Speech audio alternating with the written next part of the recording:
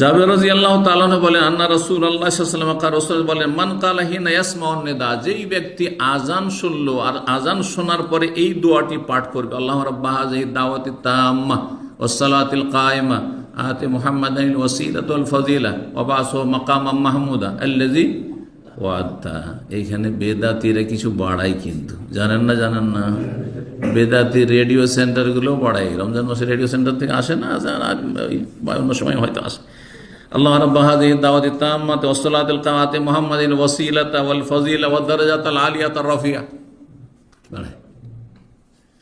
ওয়া বাসু মাকামাম মাহমুদা আল্লাযী ওয়াদা ইন্নাকা লা তুখলিফুল মিয়াদ, ইন্নাকা লা তুখলিফুল মিয়াদ যঈফ হাদিস আছে, দুর্বল। আর এই ওয়াদ দারাজাতাল আলিয়াতার রাফিয়া কোন হাদিসে নেই। জালিয়াতি, দোয়াতে জালিয়াতি, জিকির আজকারে জালিয়াতি, বুঝবেন না?